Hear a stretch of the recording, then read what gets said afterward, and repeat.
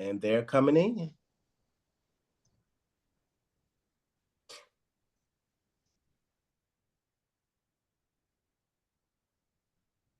Welcome, folks. Welcome to the first community meeting of 2025. We're going to give folks a chance to pop in. Great to see everybody.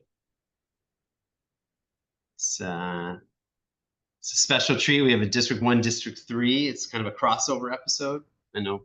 Just trying to boost up ratings early in the year. Good morning, everyone from District 1. Good to see everybody. We'll take just one more minute until as the boxes keep popping in.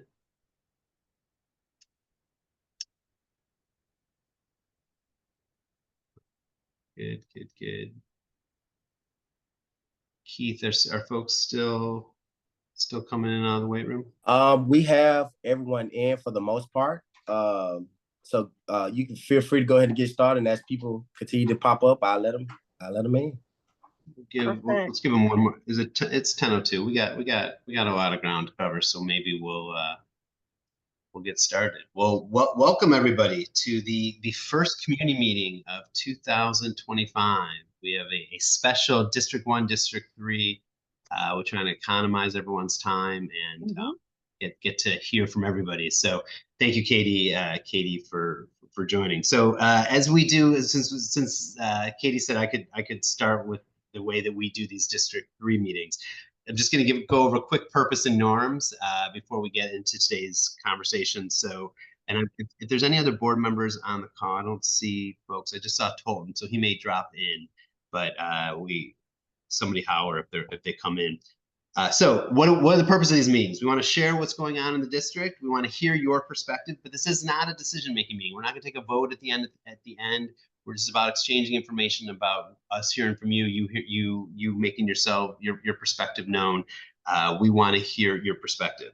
A couple of norms: presume good intent, give and make space so all folks are heard. Feel free to use the chat. It will be monitored. We've got some district folks on the call. Thank you, district folks. If you want to either just respond to chats as they come in, or lift them up during our Q&A, then that would be helpful. We are going to stick to an hour to respect folks' time. We know folks have a lot going on a busy Friday, so we're going to try and end right at 11. I do have a newsletter. I think Katie has a newsletter. I'll put the link in the chat so you can, as I tell folks, it's more information than you need, but not more than you deserve. And so please sign up for that. Just comes out once a month. We try to take it easy on you. And really thank you for showing up for these meetings. So we're going to do three updates. There's three sections. We're going to do some general updates, and then we'll hear from Travis about some of the Dr. Johnson's reflections from his first 100 days. Then we'll move to general Q&A. Before we get into general updates, Katie, you wanna say hello to the crowd? Sure. Good morning, everyone. I'm just Katie Howard, District 1 rep. Appreciate Ken letting me join on and us doing this together. You all can always reach us individually. We're happy to go anywhere and meet with folks, but it's really important that board members jointly meet with the community as well. It maximizes everyone's time, particularly staff. So we appreciate you all making time this Friday to engage with us. I will just highlight some things that I am a part of with the board work, which is our community engagement plan. And we are focused on resetting our goals. We'll be coming out to the community in February to engage with you all around that feedback that's so critical from the community to make sure we provide, as the board, the direction for the superintendent, for the strategic plan, which aligns everything. The budget, it's the North Star for all our decisions, our goals, and our guardrails. So get ready. For more information about that, the board will have a work session next week to prepare for those engagement sessions. I'm also the Budget Commission Chair, so Ken attended yesterday's meeting, appreciate him being there and his thoughtful feedback and engagement in those meetings, as well as my colleagues. A lot going on with our budget this year and developing the 2026 budget. We heard an update on the governor's proposal yesterday. We also talked about TADS. We could talk about that all day and how that affects our revenue at APS. We also talked and heard from the superintendent in particular around changes that are happening for school budgets as we go forward, zero-based budgeting, particularly around turnaround funds and signature programs. Stay tuned. Feel free to engage with me, Ken, anyone on the board around that work, particularly people on the Budget Commission.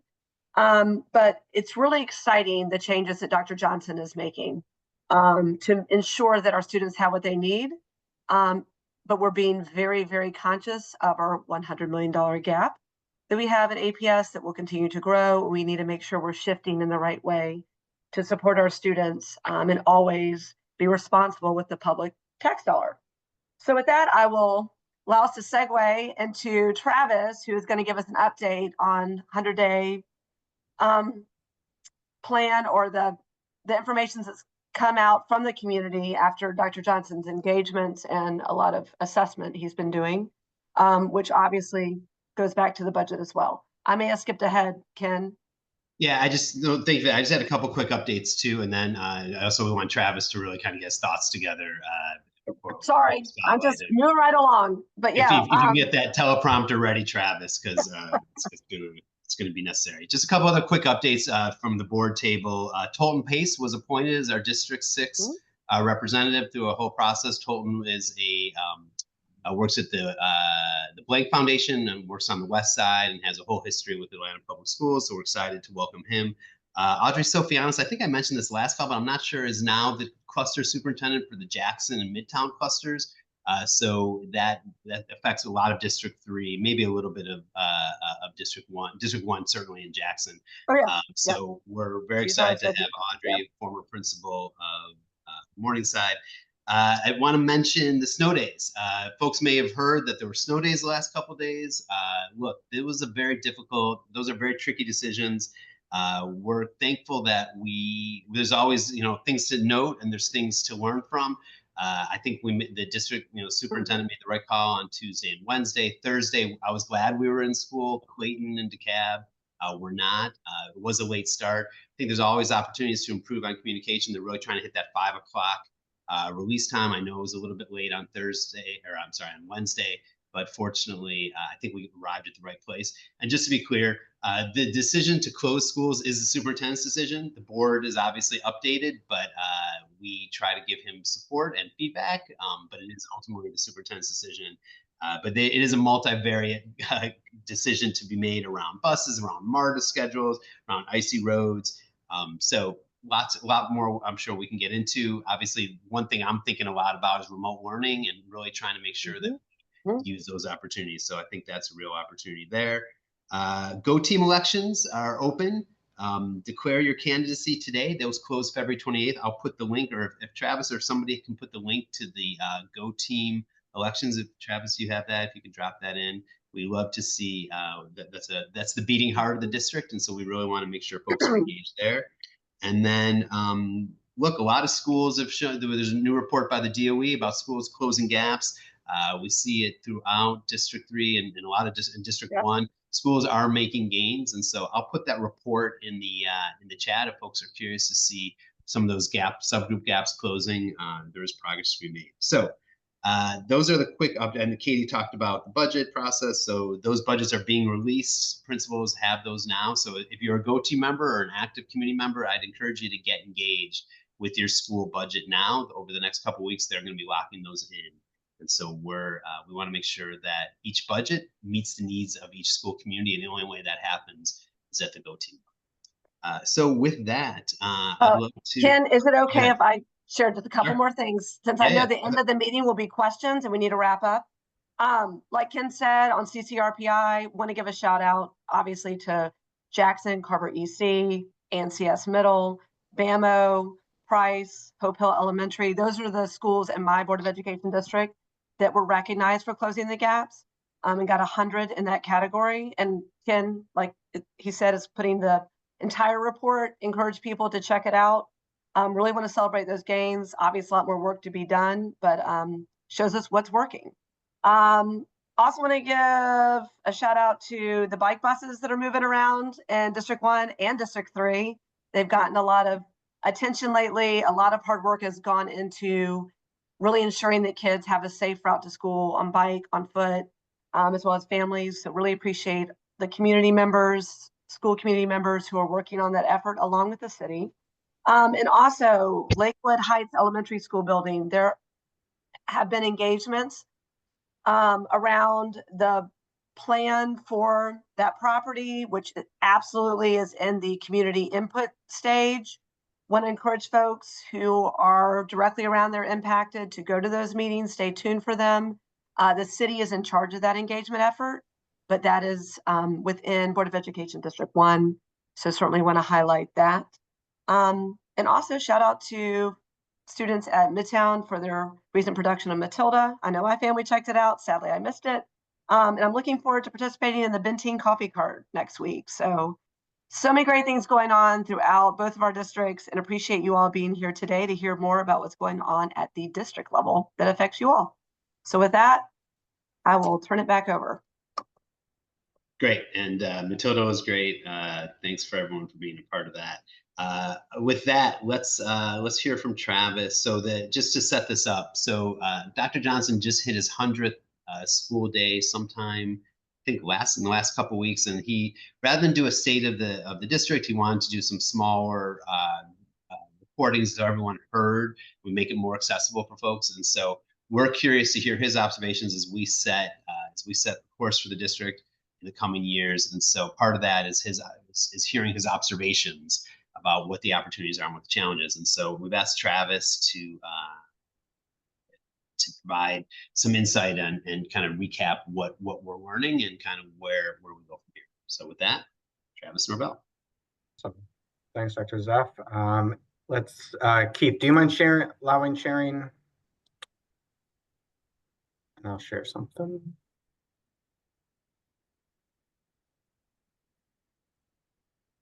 Give me 1 second, Travis. Yeah, no worries. So so this will be a preview I'll let Dr. Johnson speak on his own behalf for his first 100 days. And I think he has a presentation at the February board meeting. So he'll probably go into a lot more detail in that, but I'll give you kind of a preview of what to expect.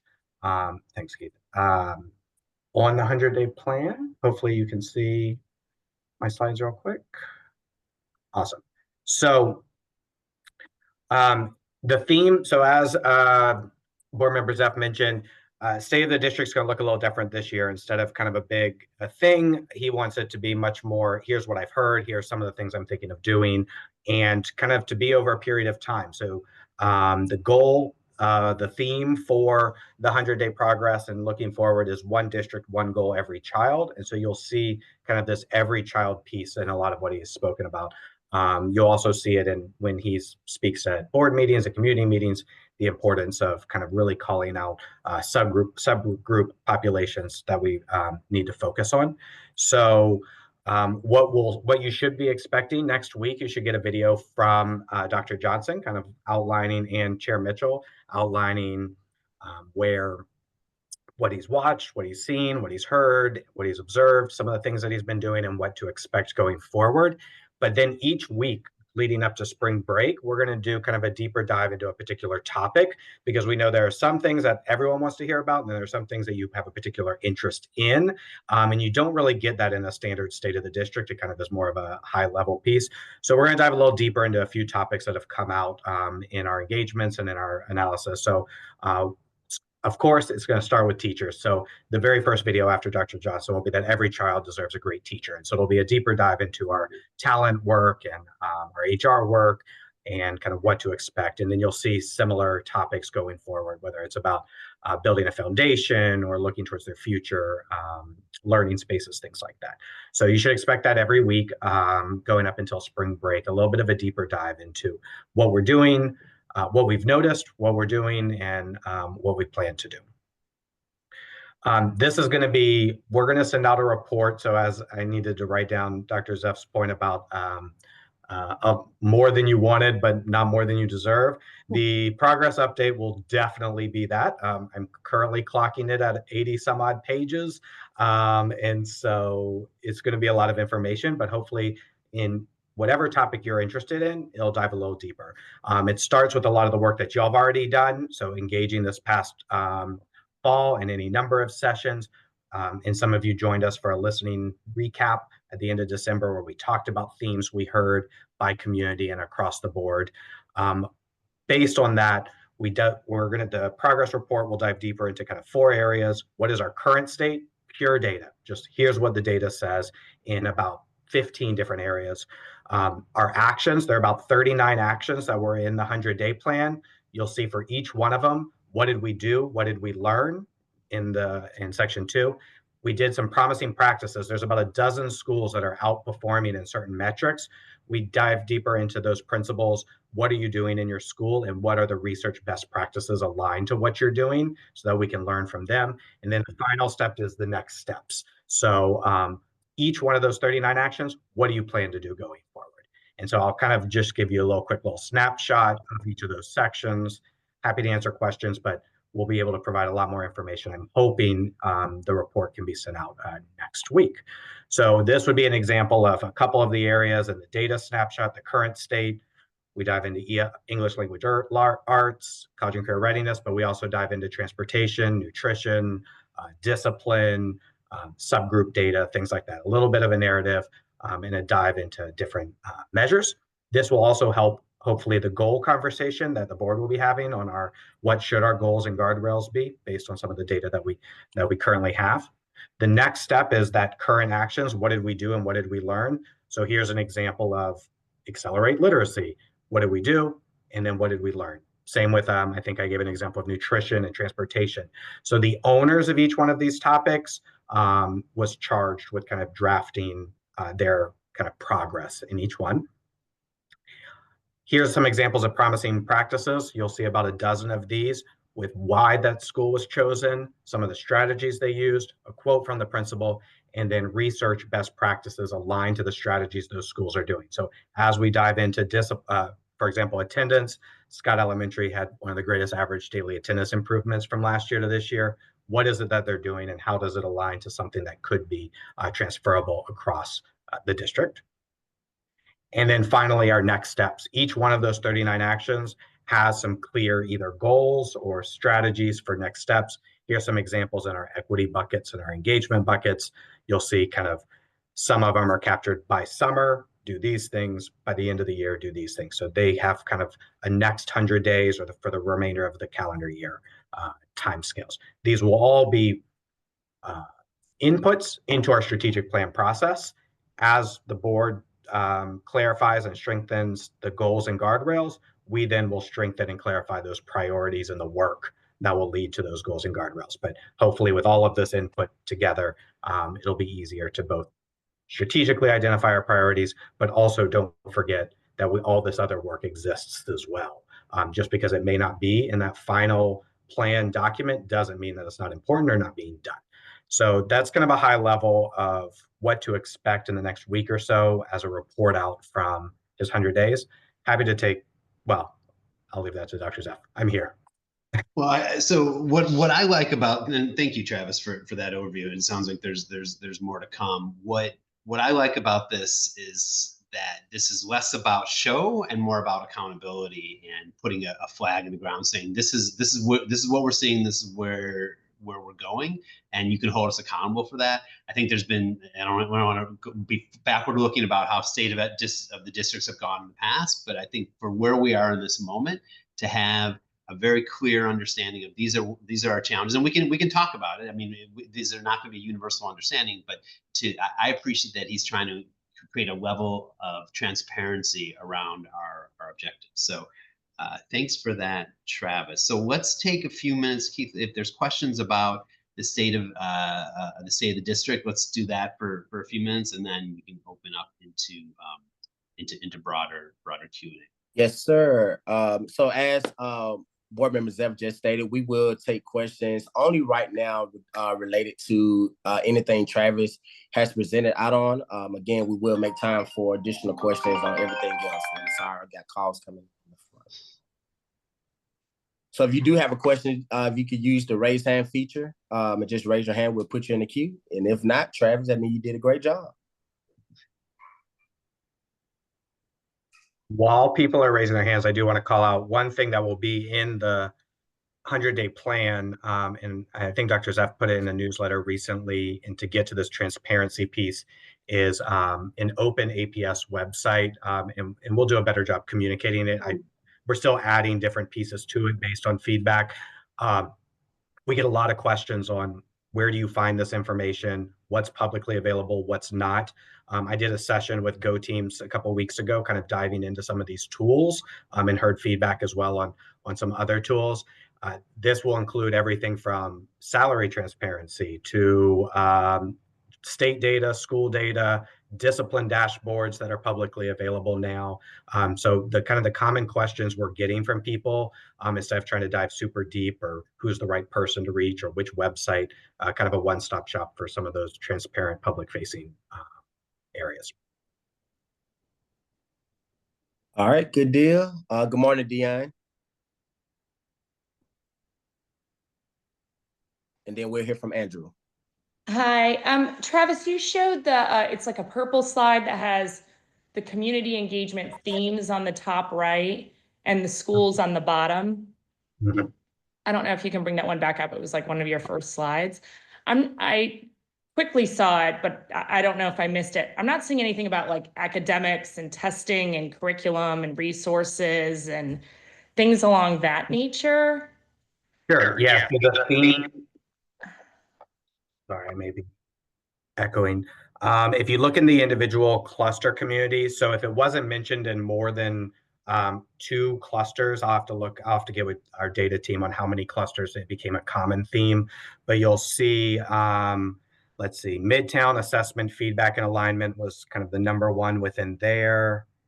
And I'm just not seeing it at the top in terms of Yeah. overall. Because it was not an overall theme that came from multiple clusters. So the idea with this was if a theme was mentioned in multiple clusters, that became kind of a common district-wide theme. But then we also wanted to capture that there's unique concerns by cluster, and so they were captured there. I do have the next slide, the next page in the report goes into staff feedback from staff Q&As and student feedback from student Q&As. And assessment and feedback came in as a theme in the student one because it came in all of the sessions for students, and I think also in staff as well. Okay, So I get surprised that I don't see academics, literacy, testing, curricular resources, just because I've heard those across the entire district, up in that top 5 buckets. Yep. I can say that I attended every single engagement session except for the one at Douglas, and this definitely reflects what I heard in person. Yeah, it just depends. I hear you. It will, I think the superintendent has been very clear on student achievement, academics, and that body of work being the driver of everything.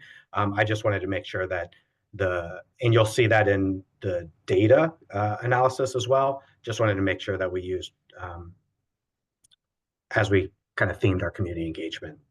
But I hear you. And yeah, not that it wasn't talked about, but these were the themes we heard at every single one, and the most people definitely lifted them up. Again, school district academics not being up there in some way, shape, or form is highly concerning.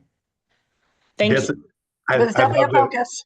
Yeah, listen, so this is, I completely agree. And I think this is a great mirror as well. This is not saying it's not a focus for a district. This is what we are hearing from the community.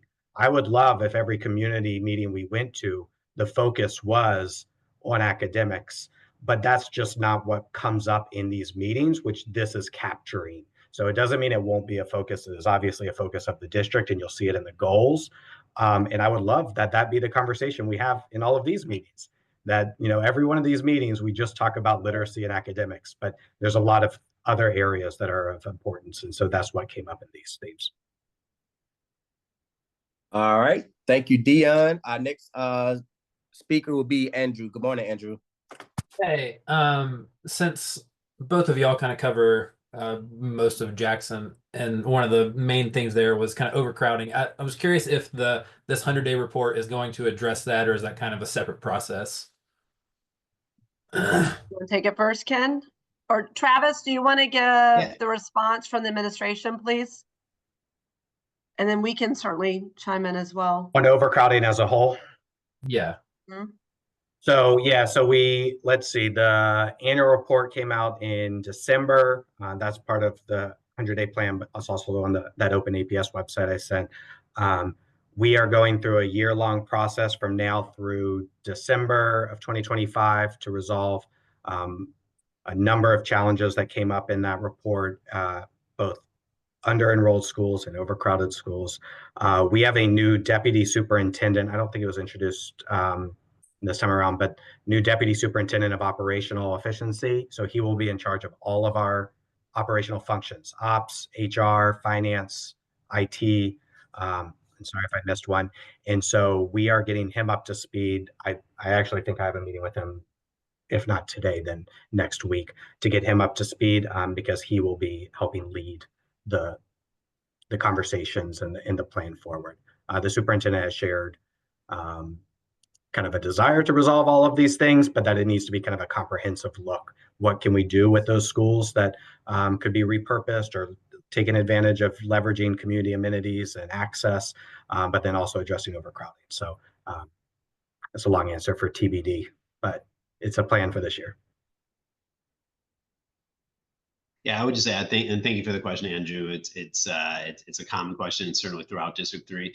What I've been told is that in the spring that we should expect a report from facilities around building utilization, what the outlook is, and then the opportunities for community engagement, so that in the fall we can start to take action for the coming year. So I think we want to give space to Ken Bradshaw, Dr. Bradshaw.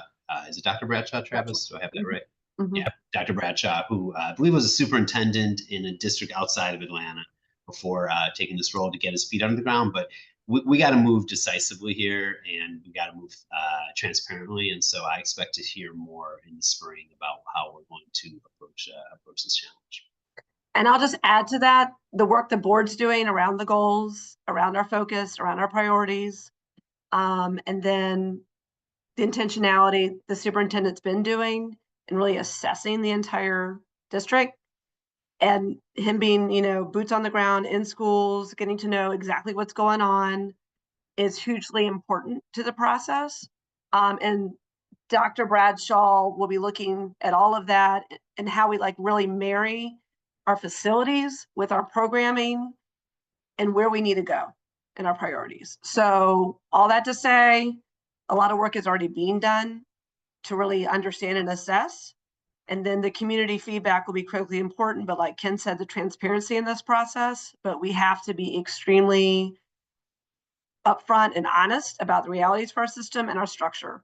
And yesterday in budget, it came up as well in terms of just the need to right size our system. But it is a process that we absolutely do with the community. So we're very aware and we're focused on it for sure, but making sure that it's all about what's best for students with community input. Thanks, Katie. Let me address Lisa put it in the chat.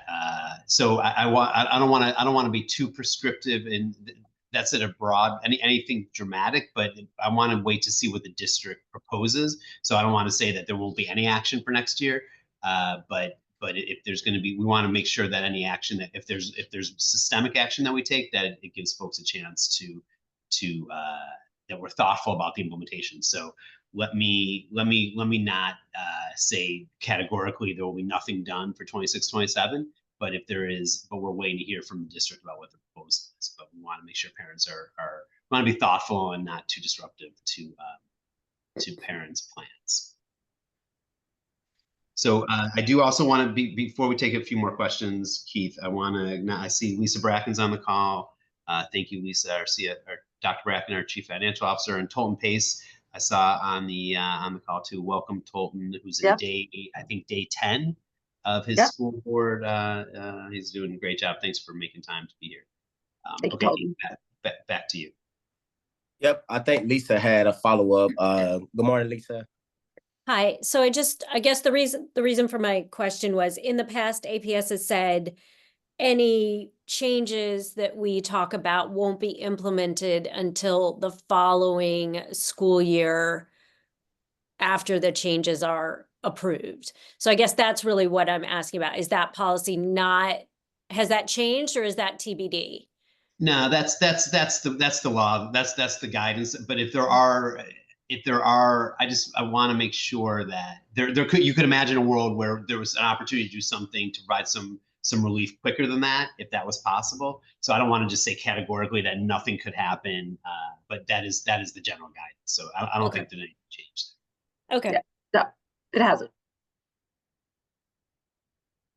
And that's also been mentioned in our updates from facilities, Lisa. So referenced, I won't say mentioned, referenced. Okay. For any type of major rezoning. All righty. I think Dion has a follow-up question as well. Is that a policy or is that a superintendent regulation? Is that a board policy that Lisa just asked about? Or is that in the superintendent's regulation, which can be updated by a superintendent? I don't know the answer to that. I think it's good operating practice. I don't believe, I don't want to speak out of turn on this one. We want to be fair to the community and respectful to the community. So to Katie's point, we don't want to create massive dislocation in the middle of the year. Is it governed by policy? I don't know. I don't know the answer. We can look into that. Yeah, that would be great. I know it's a good operating. It's an operating best practice. I know it was updated during Herring, and I can't remember if it's in the superintendent regulation that it was updated or the board policy that it was updated. It's been the practice for sure, Dion, as you're pointing out. So we can follow up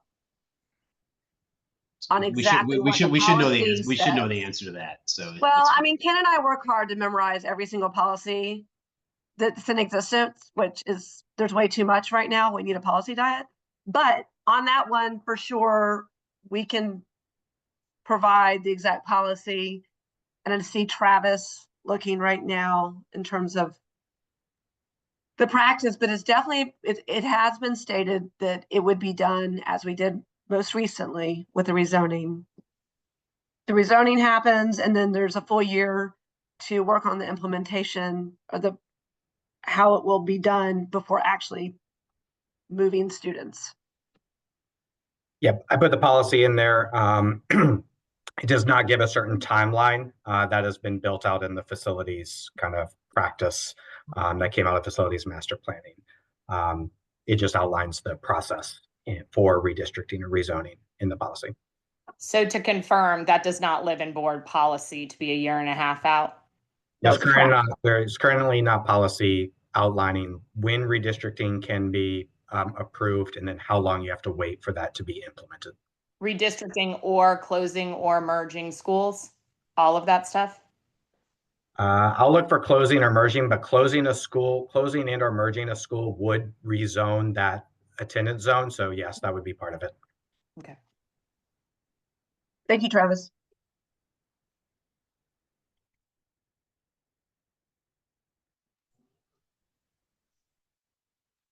So I don't think we have any additional follow-up as relates to Travis. Are you guys going to close out on this part and move forward? Yeah, I think we'd like to hear from any other questions or any other feedback that folks have. Okay. All righty. So thank you, Travis, definitely for that insight. Now we have moved to just general conversation with board members and administration. So as Waukesha has already done and others, please just raise your hand. We'll place you in the queue and we'll like to engage. And so our first speaker for just general is Waukesha. Good morning, Waukesha. Good morning, sir. I hope all is well. Hey, y'all.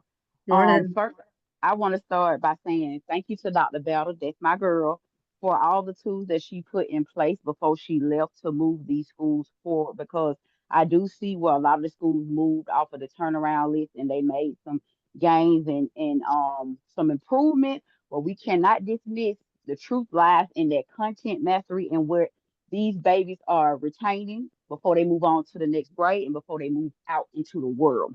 Now, before she left, there was no talk about $100 million deficit.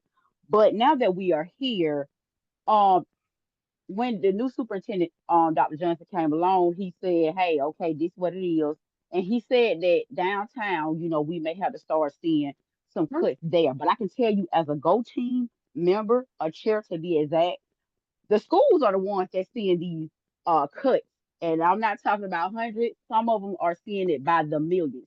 If we are going to sit on this call and say we care about kids and we care about their best interest, the schools should not be seeing the cuts, period. We should be dumping every piece of our tax dollars into these schools. If these schools are too small to stay open, then that's another step that you got to take care of. Because yes, we do have a lot of small schools, but we have schools that have decent amount of students, yet they're seeing it cut. To be exact, special education, we already know some schools are seeing that some adjustments got to be made, yet they will see a high amount of students that enroll in these schools, but the funding is not going to be there. So I want to know, what is the board doing to make sure, or no, what is the board doing to make sure the superintendent understands that these schools, if they're going to be open, each and every one of them need to be funded, no matter if they got one kid in there or 1,700. If the school is open, what are we doing to make sure that this, and we got a gap. We got this big gap, $100 million. Come on, Lisa, where you at? I know that didn't happen overnight. We heard nothing about this on the Dr. Battle. But at the end of the day, like, what are we really gonna do? And I'm asking this as myself and as a Go Team member. What are we gonna do to make sure that these schools are fully funded? We got the new person that came on. Um, I don't know his name, but he worked for the Blank Foundation. I know that they are partners with the school. I'm sorry, I feel that as a conflict of interest, but that's neither here or there. Are these partners gonna start dumping money into the school? What is gonna be done? Because if we got $100 million on the table, why is these schools feeling the and I know principals ain't gonna ask and I ain't gonna ask them, but that means teachers and program have to be cut. That don't help our babies. So I'll land. Yeah, I'll start. Hey, Waikisha, thanks for joining today. And I agree with everything you said. Appreciate you being here and for your feedback and your continual engagement and work to support our students in schools. So you're exactly right. Dr. Battle did a lot of work the minute she got in to that position interim to address things that need to be addressed at central office. Dr. Johnson has continued that work. Significant cuts have happened, but it's not just about cutting, it's about intentionality around roles and support for schools. He has talked continuously about the job of people in central office being to go out into schools, to deploy them to support schools in the work that's needed, and focusing all of that on student data. So what do our schools need? I agree 100%, as does Ken, and I feel like I can speak for our colleagues that, and we've shown that in practice, but we need to get more focused on money being directly spent on what's best for students, which is leading to better outcomes for them based on their needs. And the feedback that Dr. Johnson was getting during his 100-day time frame and engagement was around areas that we know affect academic performance for our students. That's why communities are lifting that up. So how do we marry that with the data we're seeing, with the staff we have, with the facilities we have to make sure students have what they need? It will take some changes. It will take time to make those changes in the right way, but could not agree more that the money has got to be focused on the students. We have not taken anything away. As Dr. Johnson says, our schools are very well resourced. How are we spending the money? So going back to something I mentioned that we discussed yesterday in our budget meeting, doing the zero-based budgeting for schools, and thank you, Dr. Bracken and her team, for all the really deep dive hard work they're doing to say, okay, schools have this base amount and you're building from that. We know that SSF, Student Success Funding Formula, follows the student, but looking at these categories like signature programs, turnaround funds, how are they being used most effectively to improve student outcomes? Not just we're putting that money there. It's really about making sure we're measuring and monitoring for progress. So the way they're building the budget, and I can let Dr. Bracken chime in. We're going to make sure we're supporting principals and making those decisions. And they need to provide evidence proof that what they're doing is working. And then the associate soups really supporting that work on the ground. So that's a lot. I could go on all day about it, but I'm really excited about us making that shift under Dr. Johnson's leadership. And for the board, we've got to hold him accountable with support, which also goes back to resetting our goals. So we're really focused on what are our highest areas of needs for our students and what are the levers that will have the most impact. So can't wait to see you at those engagement sessions, Waikisha, as well as everyone else, to be giving us that feedback based on your experience. Can you explain the zero-based budget? Is that for the budget, or is that for the signature programs only, or is that both? I'm going to let Dr. Bracken, do you mind chiming in here? Because there's some differentiation there. Are you on? I see she's included something in the chat. Yeah. Good morning. I'm going to turn my video off because it says I have a low width. Okay. So hopefully that helps. So yes, the $100 million gap, I do just want to clarify that. We presented that at the April Budget Commission last year.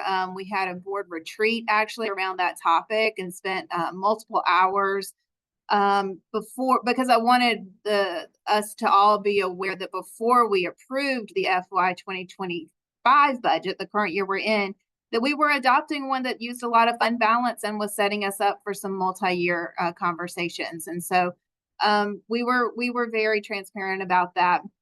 The only cut that schools are seeing this year is $139,000 step down of ESSER funds. We put those dollars into the schools last year to help schools transition off some of their ESSER initiatives. And so we are recommending to pull those dollars back out from the schools. If schools are opening, seeing a large deficit, it is because we withheld their turnaround and signature funds from their initial allotments. We are asking schools to give us feedback on how they've used those funds in the past years, directly aligning those dollars to their programming and student outcomes. And then we'll be pushing those dollars into the schools mid-February. And so those aren't reductions. We were very clear when we talked to principals about what they would see when they're open their allocations, and they will be receiving signature funds. All schools will be receiving signature funds, and eligible schools will be receiving turnaround funds. We're just going back to the drawing board on how we distribute those dollars and more tightly aligning it to student outcomes. Thank you. That's obviously put more succinctly than me, but going back to Waikisha, like Dr. Bracken said, how are those impacting student outcomes? We're not taking the money away, but we really need to make sure they're being used most effectively. All right. Thank you, Waikisha. We'll hear from Andrew next, followed by Lisa. Hey, just one question about, I guess, timing of when school starts, in actual time of day.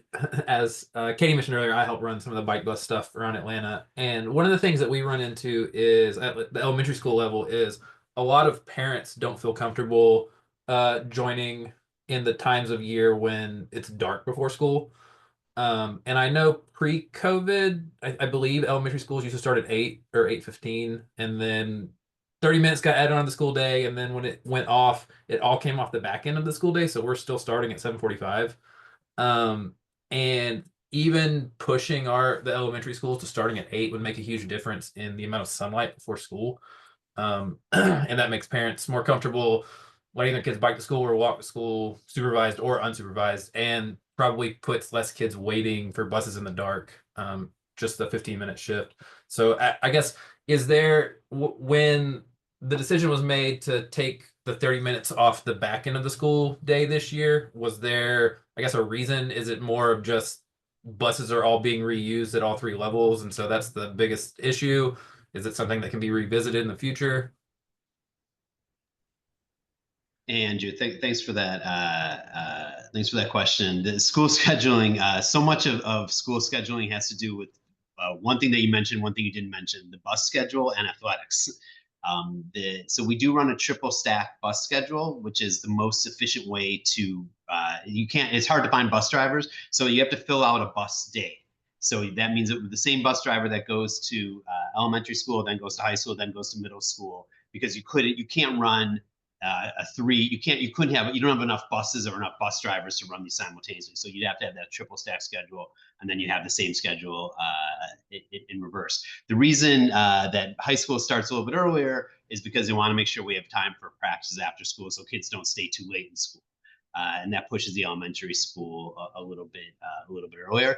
As to the 15, the start time, we try to make that uniform across the district. I'm not sure if the exact thinking why, I know that the judgment was made basically that because changing the elementary schedule has ripples throughout the entire system. Mm-hmm. And so if you want to get kids into your high school where practices are the most, are very critical, in a little bit later, you don't want those starting at 4:30 or 5 o'clock. I don't know if Travis, if you have any insight into the specific decision that I'll mention one thing that Dr. Battle did, and it may have been done before you and Shivy joined the board.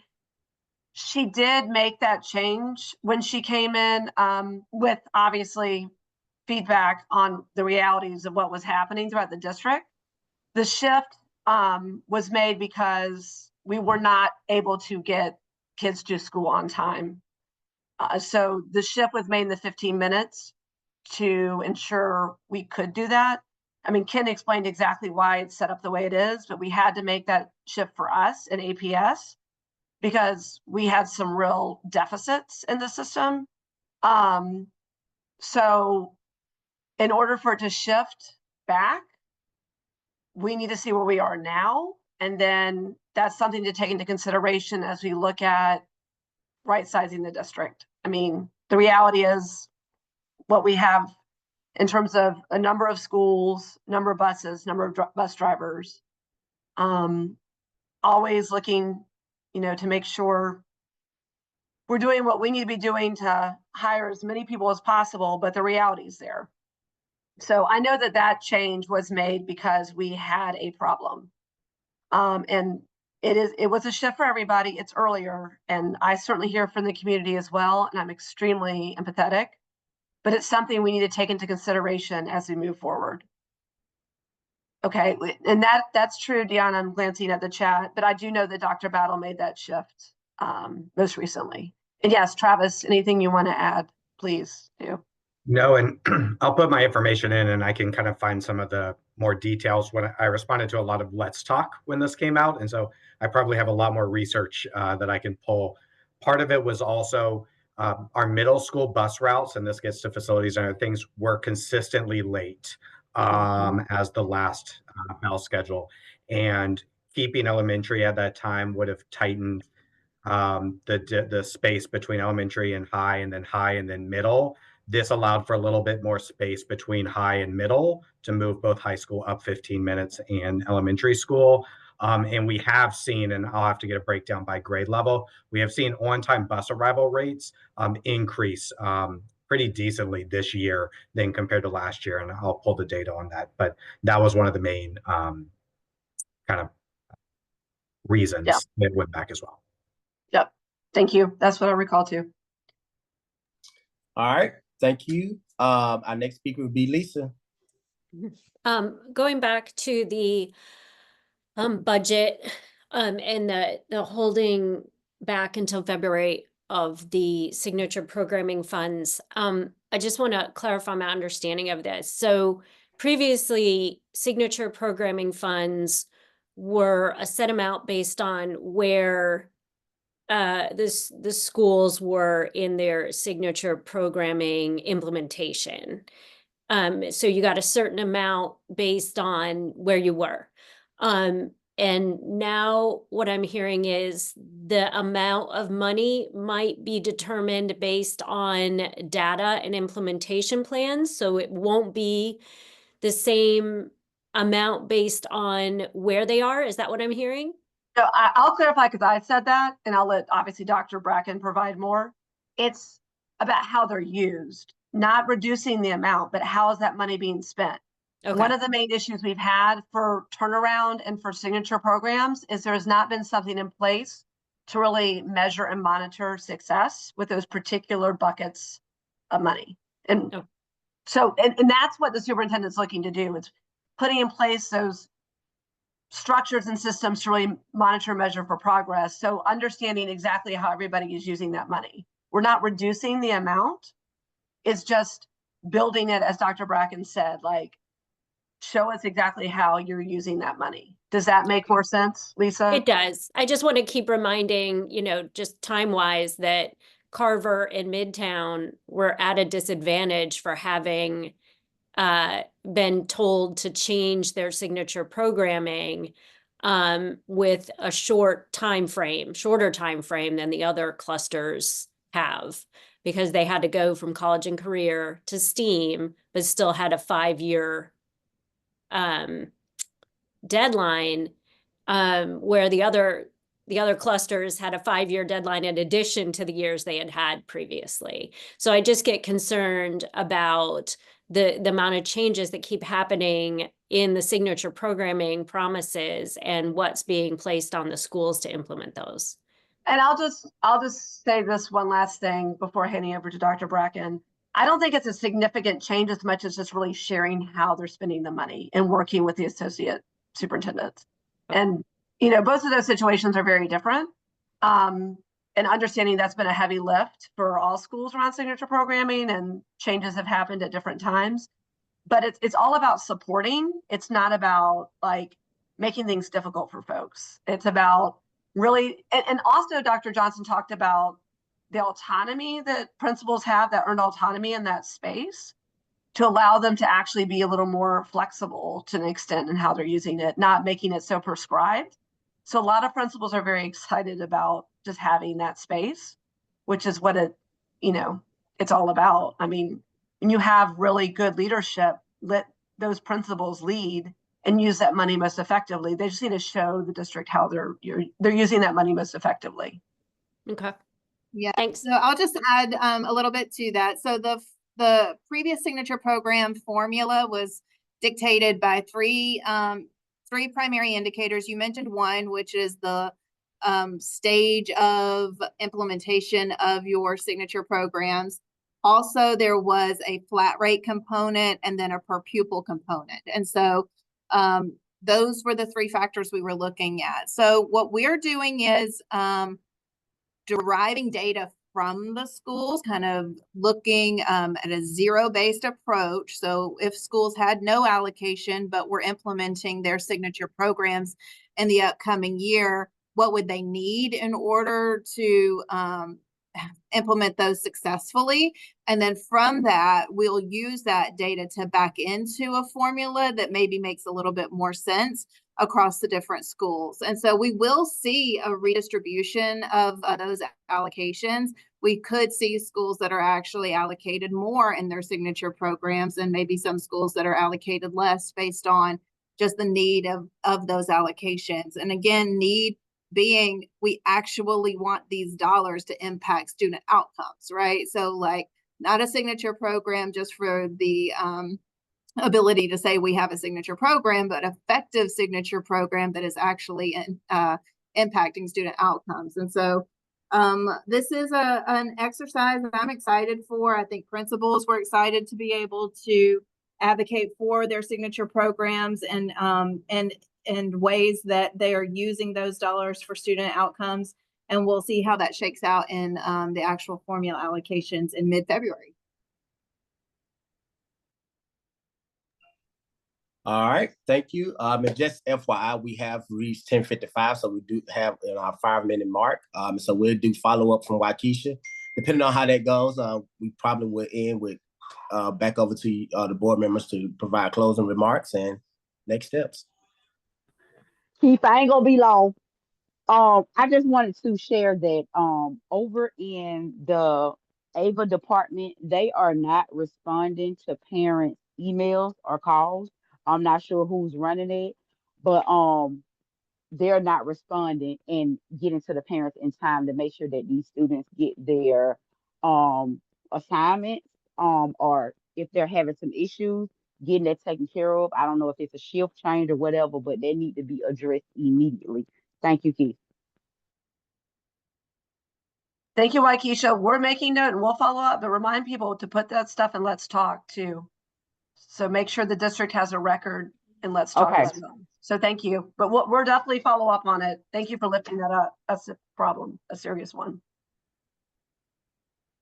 Well, I just want to thank everybody for their engagement today. A special thanks to my District 1 colleague for this special crossover edition of the community meeting. I find this is helpful to hear. I think we're all on this journey together, and we appreciate your engagement.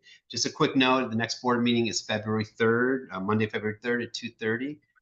We'll be deeper into the budget process. We'll be talking more about HB 581 and an update on progress monitoring. And I think both Katie and I put our information in the chat, so feel free, and I can do that again in case folks just joined.